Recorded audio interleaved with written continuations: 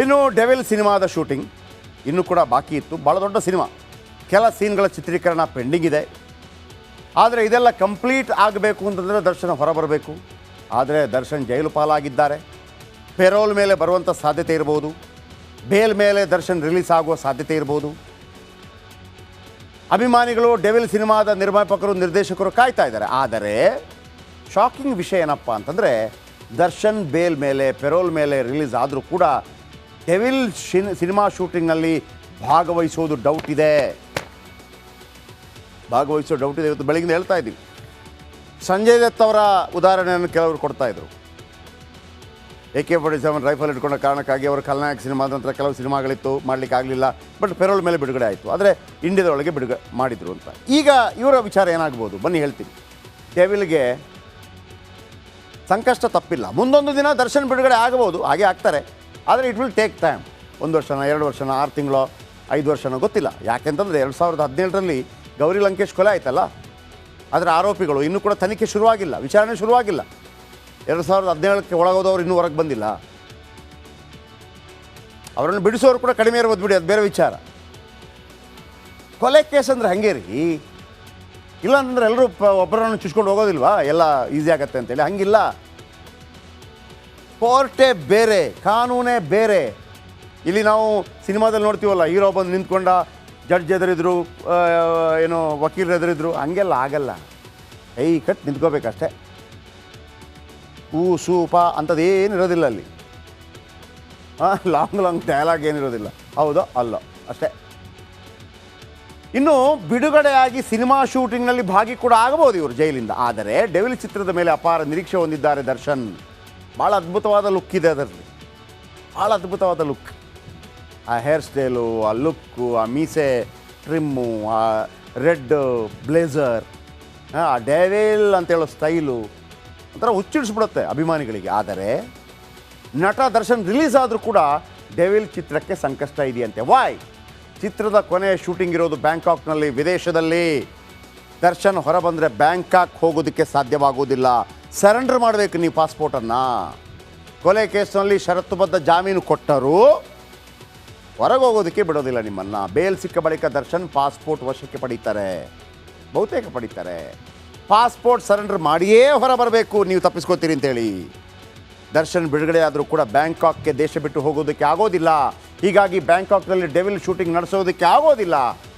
ಅನಿವಾರ್ಯವಾಗಿ ಭಾರತದಲ್ಲೇ ಶೂಟಿಂಗ್ ಮಾಡಬಹುದು, ಇಲ್ಲವೇ ಸೆಟ್ ಹಾಕಿ ಸಿನಿಮಾ ಶೂಟಿಂಗ್ ಮುಗಿಸಬಹುದು. ಆದರೆ ದರ್ಶನ್ ಅವರ ಕ್ಯಾರೆಕ್ಟರ್ ಗೊತ್ತಿರೋರು, ಅವ್ರದ್ದೊಂದು ಫಿಕ್ಸ್ ಇರುತ್ತೆ. 1-2 ಹಾಡು ಸ್ವಿಟ್ಜರ್ಲ್ಯಾಂಡಲ್ಲಿ ಮಾಡಲೇಬೇಕು, ಕ್ಲೈಮ್ಯಾಕ್ಸ್ ಫಾರಿನಲ್ಲಿ ಇರಲೇಬೇಕು. ಒಪ್ಕೋತಾರ ದರ್ಶನ್? ಒಪ್ಪೋ ಜಯಮಾನ ಅಲ್ಲ.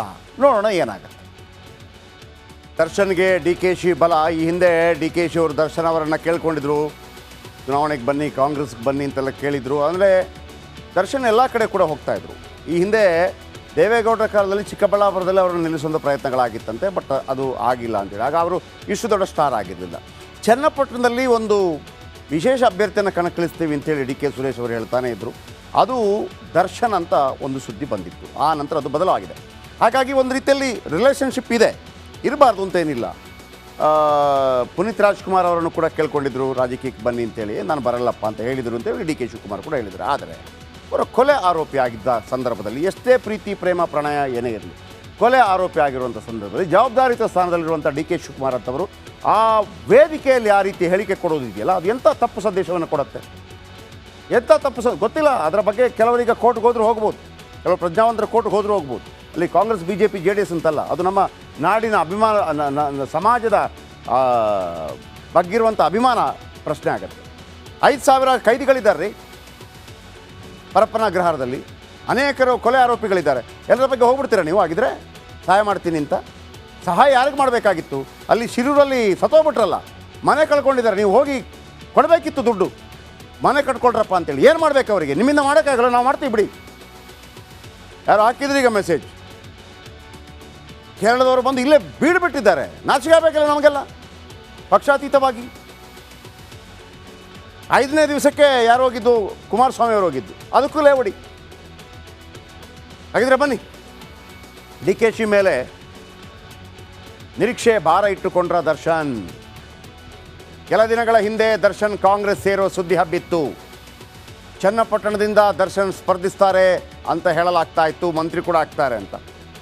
ದರ್ಶನ್ ಚನ್ನಪಟ್ಟಣದಿಂದ ಗೆದ್ದಿದ್ರೆ ಖದರ್ರೆ ಬೇರೆ ಇರ್ತಾ ಇತ್ತು. ಯಾಕಂದರೆ MLA ಆಗಿ ಮಂತ್ರಿಯಾಗಿ ಕೂಡ ನಿಮಗೆ ಒಂದು ಅವಕಾಶ ಇದೆ, ಆ್ಯಕ್ಟಿಂಗ್ ಮಾಡೋದಕ್ಕೆ ಅವಕಾಶ ಇದೆ. ಅಮಿತಾಬ್ ಬಚ್ಚನ್ನು, ರಾಜೇಶ್ ಖನ್ನಾ, ಆಮೇಲೆ BC ಪಾಟೀಲ್ರು, ಜಗ್ಗೇಶು ಇವರೆಲ್ಲ ಆ್ಯಕ್ಟಿಂಗ್ ಮಾಡ್ತಾರೆ. ಆಮೇಲೆ NT ರಾಮರಾವ್, ಎಂಥ ಅವಕಾಶ ನೋಡಿ. ಮಂತ್ರಿಗೆ ಮಂತ್ರಿ, MLAಗೆ MLA, ಆ್ಯಕ್ಟ್ರಿಗೆ ಆ್ಯಕ್ಟ್ರು, ಯಾರಿಗುಂಟು ಯಾರಿಗಿಲ್ಲ ಅಂತ ಅವಕಾಶ. ಇದನ್ನು ಮನವರಿಕೆ ಮಾಡಿದ್ದಿರ್ಬೋದು, ತಪ್ಪೇನಿಲ್ಲ.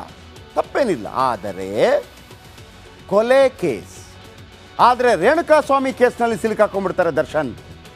ಕೊಲೆ ಕೇಸ್ ಬಳಿಕ DK ಶಿವಕುಮಾರ್ ಟರ್ನ್ ಹೊಡೆದು ಬಿಟ್ರ. ಕೊಲೆ ಆರೋಪಿ ದರ್ಶನ್ ಅವರನ್ನು ದೂರ ಇಟ್ಟರೆ DCM ಆಗಿದ್ರೆ ಒಂದೇ ಒಂದು ದಿನದಲ್ಲಿ ಬದಲಾಗ್ಬಿಟ್ರೆ DK ಶಿವಕುಮಾರ್ ಗೊತ್ತಾಗ್ಬಿಡ್ತಾ ಅವರಿಗೆ ಇದು ಉಲ್ಟಾ ಹೊಡೆಯುತ್ತೆ ಅಂತೇಳಿ. ದರ್ಶನ್ ಫ್ಯಾನ್ಸ್ ಮುಂದೆ ಡಿ ಬಾಸ್ ಅಂತ ಹೇಳ್ತಾ ಇದ್ದೀರಿ. ಅವರ ಪತ್ನಿಯವರನ್ನು ನಾಳೆ ಭೇಟಿ ಆಗ್ತಾ ಇದ್ದೀನಿ. ಏನಾದರೂ ಅನ್ಯಾಯ ಆಗಿದ್ದರೆ ಸರಿಪಡಿಸುವ ಭರವಸೆಯನ್ನು ಕೊಟ್ಟಿದ್ದರು. ಕಾನೂನಿನ ಅಡಿಯಲ್ಲಿ ಸಹಾಯದ ಭರವಸೆ, ಅನ್ಯಾಯ ಸರಿಪಡಿಸ್ತೇನೆ ಅಂತ ಹೇಳಿದರು DCM DKಶಿ. ಏನ್ರಿ ಕತೆ ಇದು ಸರ್? ಇಲ್ಲಿ ದರ್ಶನ್ ಇದ್ದಾರೆ ಅಂತಲ್ಲ, ಒಬ್ಬ ಕೊಲೆ ಆರೋಪಿ ಯಾರೇ ಆಗಿರಲಿ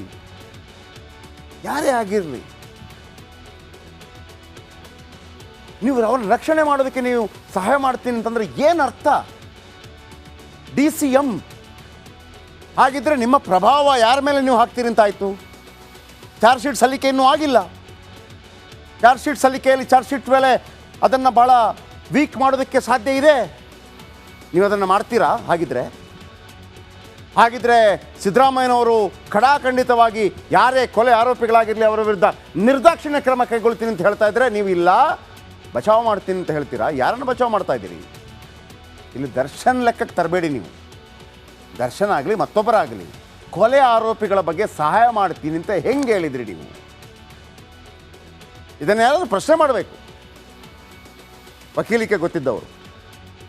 ಆಮೇಲೆ ಗೊತ್ತಾಗ್ಬಿಡ್ತು DCMಗೆ, ಇದೇನು ಉಲ್ಟಾ ಹೊಡಿತಾ ಇದೆ. ಮಾಧ್ಯಮಗಳ ಮುಂದೆ DCM ಆಮೇಲೆ ಭೇಟಿನೂ ಆದರು. ಈಗ ಬೇರೆ ಕಾರಣ ಕೇಳಿ ಭೇಟಿಯಾಗೋದು ಬೇರೆ. ಎಲ್ಲರಿಗೂ ಗೊತ್ತಾಗ್ಬಿಡ್ತು ಇದೇ ವಿಚಾರ ಮಾತಾಡಲಿಕ್ಕೆ 1.5 ಗಂಟೆ ಮಾತಾಡಿದ್ದು. ಆಮೇಲೆ ಅಲರ್ಟ್ ಆಗ್ಬಿಟ್ರು DCM, ಎಲ್ಲ ಗೊತ್ತಾಗ್ಬಿಡ್ತು ಅವ್ರಿಗೆ, ಹೊರಗಡೆ ಹಿಂಗೆ ಹೋಗ್ತಾ ಇದೆ. ಆಮೇಲೆ ಶಾಲೆ ಕಾಲೇಜು ಎಲ್ಲ ಬಂತು. ದರ್ಶನ್ ಪತ್ನಿ ಜೊತೆ ವಿನೀಶ್ ಶಾಲೆ ಬಗ್ಗೆ ಚರ್ಚಿಸಿದ್ದೇನೆ ಅಂತ ಹೇಳಿದರು. ಈ ಹಿಂದೆ ದರ್ಶನ್ ಅವರು ಯಾವುದಾದ್ರೂ ಒಂದು ವಿಡಿಯೋದಲ್ಲಿ ಅವ್ರು ಹೇಳ್ತಾರೆ, ನಾನು ವಿನೀಶ್ ಶಾಲೆಗೆ ಹೋಗಿದ್ದೆ, ಅಲ್ಲಿ ಇಷ್ಟಿಷ್ಟು ಒಂದು 7 ಲಕ್ಷ ಏನೋ ಇದಾಗತ್ತೆ, ಅದಕ್ಕೆ ಏನು ಫೀಸ್ ಆಗುತ್ತೆ ಅಂತ. ಅದ್ಭುತ ಶಾಲೆಯಲ್ಲಿ ಕಲಿತಿದ್ದಾರೆ ಅವರ ಮಗ. ಇಲ್ಲಿ ಇವರ ಬಗ್ಗೆ ಬಂದು ಕೇಳಿ ನಂಬೇಕಾ ನಾವು ಅದನ್ನು? ಅವತ್ತು ನೀವು ಒಂದು ಹೂ ಇಟ್ಟು ಪ್ರತಿಭಟನೆ ಮಾಡಿದ್ರಲ್ಲ, ನಾವು ಎಲ್ರಿಗೇನು ಕರ್ನಾಟಕದ 7 ಕೋಟಿ ಜನ ಏನು ಹೂ ಇಟ್ಕೊಂಡಿದ್ದಾರೆ ಅಂದ್ಕೊಟ್ರ? DK ಶಿವಕುಮಾರ್ ನಡೆಯಿಂದ ಈಗ ಅಭಿಮಾನಿಗಳಿಗೆ ಆತಂಕ ಶುರುವಾಗಿದೆ. ಕೈ ಎತ್ತಿಬಿಟ್ರು DK ಶಿವಕುಮಾರ್ ಅಂತೇಳಿ ಎಲ್ಲರೂ ಗೊತ್ತಾಗ್ಬಿಡ್ತು. ಶಾಲೆ ಬಗ್ಗೆ 1.5 ತಾಸು ಮಾತಾಡ್ತಾರ. ಅವತ್ತೊಂದು ಹೂ ಇಟ್ಟಿದ್ರಲ್ಲ, ಗೊಂಡೆ ಹೂ ಏನಂತಾರೆ ಅದಕ್ಕೆ, ಇಬ್ಬರು ಹಿಂಗಿಷ್ಟು ಚೆಂಡು ಹಂಗೆ ಅಂದ್ಕೊಂಡ್ರೆ ನಮ್ಮನ್ನೆಲ್ಲ ಅಥವಾ ರಾಜ್ಯ ಜನರನ್ನೆಲ್ಲ ಜನ ಕಂಡುಬಿಟ್ರು ವೋಟ್ ಸಿಗತ್ತೆ. ಏನು ರೀ DK ಶಿವಕುಮಾರ್ ಅವರೇ, ನೀವು ಅದು ಕೂಡ ಎಂಥ ಭರವಸೆ ಇದೆ. ಈಗ ನಿಮ್ಮ ಬಗ್ಗೆ ಆರೋಪ ಪ್ರತ್ಯಾರೋಪ ಏನೇ ಇರಲಿ, ಒಬ್ಬ ಯಂಗ್ ಆ್ಯಂಡ್ ಎನರ್ಜೆಟಿಕ್ ಒಬ್ಬ ನಾಯಕ ಬಂದಾಗ ಪಕ್ಷ ಭೇದ ಮರೆತೊಬ್ಬರು ಒಂದು ದೂರದಿಂದ ಇಷ್ಟಪಡ್ತಾರೆ. ಇಂಥವ್ರು ಒಬ್ಬ ಡ್ಯಾಶಿಂಗ್ ನಾಯಕ ಬೇಕು ನಮಗೆ ಅಂತೇಳಿ. ನೀವು ಗ್ರೇಟ್ ಬೆಂಗಳೂರು ಅಂತ ಮಾಡಿದಾಗ ಗ್ರೇಟರ್ ಬೆಂಗಳೂರು ಏನೋ ಒಂದು ಮಾಡ್ತಾರೆ ರೀ, ಬ್ರ್ಯಾಂಡ್ ಬೆಂಗಳೂರು ಅಂತ ಹೇಳಿದಾಗ ಏನಪ್ಪ ಕನಸು ಬಿತ್ತಾರೆ. ಯಾರೂ ಇಲ್ಲ DK ಶಿವಕುಮಾರ್ ಅವರೇ, ಕನಸು ಬಿತ್ತವರು ಕರ್ನಾಟಕದಲ್ಲಿ ಯಾರೂ ಇಲ್ಲ. ಹೊಸ ನಾಯಕರು, ಕನಸು ಬಿತ್ತುವ ನಾಯಕರು ಇಲ್ಲ. ನಮ್ಮ ಕರ್ನಾಟಕವನ್ನು ಈ ರೀತಿ ಮಾಡೋಣ, ಅಭಿವೃದ್ಧಿ ಪಡಿಸೋಣ, ನಂಬರ್ 1 ಮಾಡೋಣ, ಬೆಂಗಳೂರು ವರ್ಲ್ಡ್ ವೈಡಲ್ಲಿ ನಂಬರ್ 1 ಟಾಪ್ 10 ಬರಲಿ, ಯಾರೂ ಇಲ್ಲ. ಎಲ್ಲ ಅವರವರ ಇದರಲ್ಲಿ ಫ್ರೀ ಕೊಡೋಣ, ಮತ್ತೊಂದು ಕೊಡೋಣ, ಅವರಿಗೆ ಆ ಜಾತಿಗೆ ಒಂದು ಕೊಡೋಣ, ಈ ಜಾತಿಗೆ ಒಂದು ಕೊಡೋಣ. ಒಬ್ಬ ನಾಯಕ ಬಂದು ಬ್ರ್ಯಾಂಡ್ ಬೆಂಗಳೂರು ಮಾಡ್ತೇನೆ ಹೇಳಿದಾಗ ಅದರ ಮೇಲೆ ಆರೋಪ ಬರ್ಬೋದು, 50,000 ಕೋಟಿ ಇದಂತೆ, ಆಮೇಲೆ ಅಂಡರ್ಗ್ರೌಂಡ್ ಮಾಡ್ತಾರೆ ಮಾಡ್ತಾ ಇದ್ದಾರಲ್ಲ ಅಂತಲೂ ಆಲೋಚನೆ ಮಾಡುವಂಥವ್ರು ಇದ್ದಾರೆ. ಅಂಥ ನಾಯಕರು ನೀವು ಇಂಥ ಹೇಳಿಕೆಗಳನ್ನು ಕೊಡೋ ಮೊದಲು ಆಲೋಚನೆ ಮಾಡಿಲ್ಲ ಅಂತಂದರೆ, ಈಗ ನಿಜ ಹೇಳಬೇಕು ಅಂದರೆ ಭಯ ಆಗ್ತಾ ಇದೆ ನಿಮ್ಮ ಬಗ್ಗೆ. ಇಂಥವರೆಲ್ಲ ಆಗ್ಬಿಟ್ರೆ ಹೆಂಗಪ್ಪ ಅಂತ ಆಗ್ತಾ ಇದೆ. ಒಂದು ಕಡೆ ಭರವಸೆ ಕೊಡ್ತೀರಿ, ಆಮೇಲೆ ಮತ್ತೊಂದು ಕಡೆ ಭಯ ನಿಮಗೆ ಏನಾಗ್ಬಿಡುತ್ತೋ ಅಂಥೇಳಿ. ನಿಮ್ಮಿಂದ ನಿರೀಕ್ಷೆ ಮಾಡಿರಲಿಲ್ಲ ಡಿ ಕೆ ಶಿವಕುಮಾರ್ ಸಾಹೇಬರೇ. ಇದು ತಪ್ಪು, ಇದು ತಪ್ಪು. ಓಕೆ.